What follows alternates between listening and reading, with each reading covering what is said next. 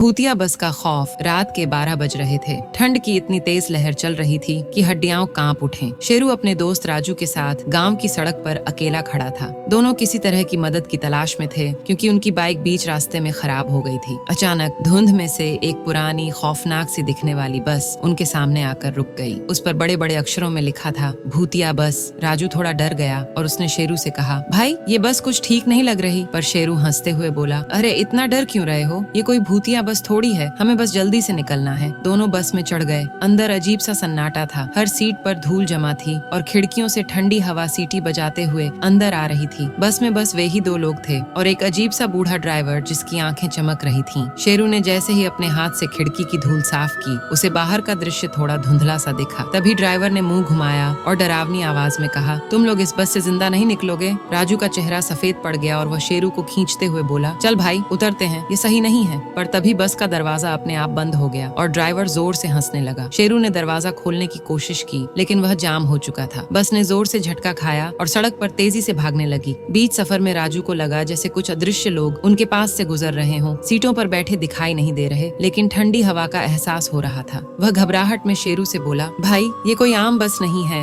ये भूत। शेरू ने हिम्मत बटोरते हुए ड्राइवर से पूछा, हमें छोड़ दो, हम सिर्फ रास्ता भटक गए थे। ड्राइवर ने पीछे मुड़कर हंसते हुए कहा, ये बस उन्हीं को छोड़ती है जो इसे छोड़ना चाहते हैं, लेकिन जो इसके अंदर आते हैं वो फिर कभी नहीं निकलते। अचानक ठंड इतनी बढ़ गई कि उनकी सांसें जमने लगी। शेरू और राजू के चेहरों पर डर साफ था। बस में लगी घड़ी ने जैसे ही 12:30 बजाए, बस एक जोरदार झटके के साथ रुक गई। दरवाजे खुल गए और ड्राइवर गायब हो चुका था। शेरू और राजू डरते डरते बाहर निकले और पीछे मुड़कर देखा तो बस धुएं में गायब हो चुकी थी।